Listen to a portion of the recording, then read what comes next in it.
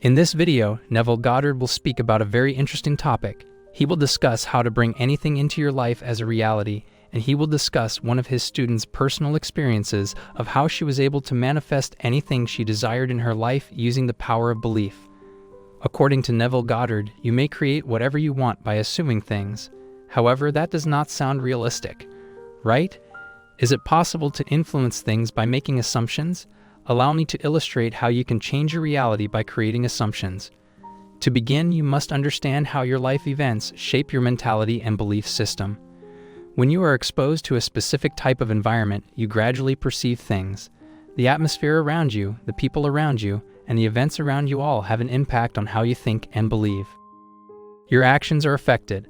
Believe it or not, every word you hear, everything you see, every person to whom you talk, and everything you do has some effect on your mental state and your subconscious mind. For example, if you are exposed to a toxic environment, you will develop feelings of extremism, anger, and hate. These feelings will influence your actions and decisions. Now, if you truly understand what I've said, you can manifest everything with the law of assumption. When you start assuming that the thing you want to happen has already happened, then it shifts the level of your subconscious mind. Now let's hear Neville in his own words. Before moving on, please make sure to subscribe to our channel and press the bell icon so you would never miss any of our future videos. Enjoy. A friend of mine wrote me a letter this week and stated something that happened to her. Having read it, reread it, I thought it would be quite a lesson for tonight. She said that having tried to change others and failed, she thought the whole thing over and thought, well, after all, I'll change myself, for the other is only myself pushed out. The whole vast world is myself personified. So she began to work on freedom, that I am free. And she and a friend of hers, who is here tonight too, discussed freedom. Then she said a vision developed soon after that, which was very disturbing. It came unexpectedly. And here I found myself flat on the ground, stretched out like a cross, face up, and all in chains. And here is my body, my physical body, chained to the ground. It would come without warning. It was not a pleasant vision to see myself there, all chained and anchored to the ground with these iron chains. And one day when it happened, I thought I would look closer, take a closer look, to find that it was not only chained, but there were locks. The whole thing was completely anchored and locked to the ground. Then I felt myself rise out of this body, while it began to sink into the ground. And I rose up and up out of the body. I realized then that the body was part of the earth. It belongs to the earth. Of the dust it came, and to dust it returned. And I rose up out of it. And from that day on, I have never had that vision again. I feel myself free. Now, she said, I had this on the morning of the 14th of February, this month. Should I return to this world from a profound dream? I knew that it was profound, but I could not move to write it.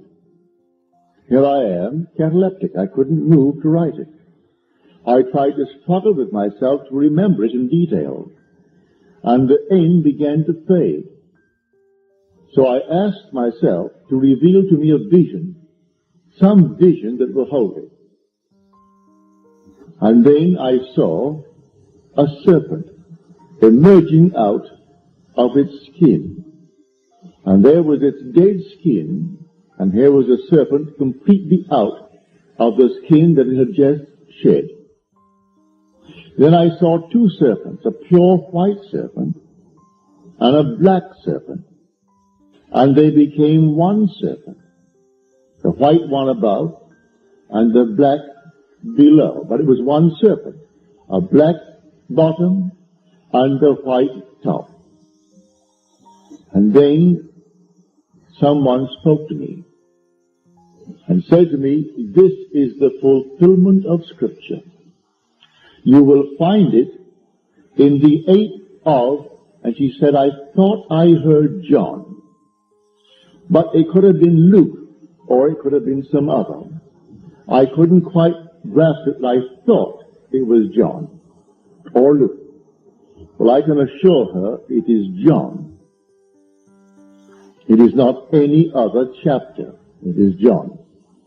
If you are familiar with Scripture, you will find that John, the 8th chapter, when you read the sayings of the Lord, they are so condensed. Every saying is so condensed that the meaning seems sometimes almost impossible for one to follow. Unless, of course, you have experienced that chapter. If you've experienced it, it is easy to follow it. But I have read so many strange, peculiar interpretations by the great scholars concerning that chapter. There are men without vision, brilliant men. They know their Greek backwards. They know their Amharic. They know all the tongues into which it was translated. But they do not have the vision. They haven't had the experience. So to them it is something that is like a closed book. So tonight we will take that chapter and show you what is in store for you. She hasn't experienced it, but she's on the verge of it. For she was told, this is the fulfillment of Scripture, the whole Scripture. And the fulfillment of Scripture is the fulfillment of the Old Testament, for that was the only testament at the day that this was written. Now, it begins not on the first verse. The earliest manuscripts omit the first 11 verses.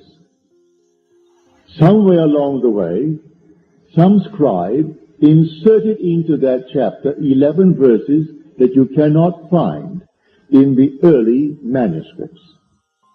The last verse of the 7th chapter is omitted, and the first 11 verses are omitted in the Revised Standard Version.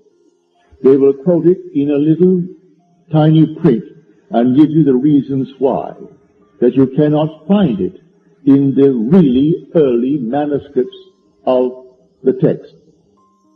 But some overly zealous scribe put it into it. If you're not familiar with it, it's the story of the one taken in adultery. That's omitted. That was definitely added. So it begins on this note. I am the light of the world. He who follows me shall walk in light. Here is one of the great I am sayings of this gospel. For the Gospel of John is full of I am. I am the bread of life. I am the living bread. I am the resurrection. I am the light. I am the way. I am the truth. I am the door. I am the true vine. So these mighty I am sayings are all through the Gospel of John. It's the most profound book in Scripture. So here it begins, I am the light of the world. In that statement, he is telling us that he is the consciousness of humanity. For we are told in the Gospel of John, in him was life, and the light was the light of men. Were he not in you as your own wonderful I am, you would not be animated. You would not be conscious. And I know from my own experience that there is in man that light, and one day he will be in control of it, and he will actually know from experience that the whole vast world is himself pushed out. He will arrest that activity within him, and everything that he observes will stand still. proving that he is the light, the consciousness of men. They have no consciousness. Before your own eyes, they appear as dead people, completely dead, made as though they were made of wax. You release the activity within you that you only a moment before froze, and everything becomes once more reanimated. So you know where the source of all things are. It's all in you. Your own wonderful I am, that's God. There is no other God. So you can change the outer world as you change the inner world. You can freeze it and then stop it. You can freeze it, change the internal you, and then watch it, and see the whole vast world execute the change in you. So I am, says he, the light of the world. That's your destiny. I know back in 1926 or 27, in Larchmont, New York, I went to sleep hearing this wonderful orchestra playing below, but I was not allowed to join the crowd. They were all guests and members of the club, and I was only a guest of the manager. So I went to sleep on the early side.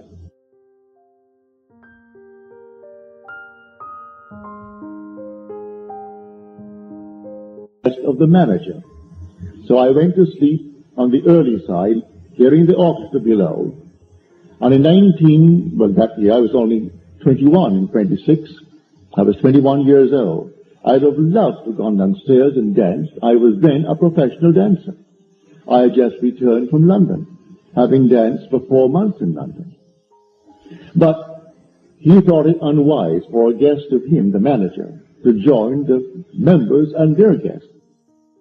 So I went to bed, and I did what I rarely do, read in bed. I took a book. And here I'm reading a book. It was the life of Buddha. And then, as I read it, I must have fallen into a deep, deep sleep, a profound trance. Because when I woke, it was about 9 in the morning, the light was still on, and the book was on my chest, proving I had not turned in that sleep. For if I had turned, the book would have fallen to the floor or on the bed. So in that interval, whether it lasted 8 hours or more, I do not know.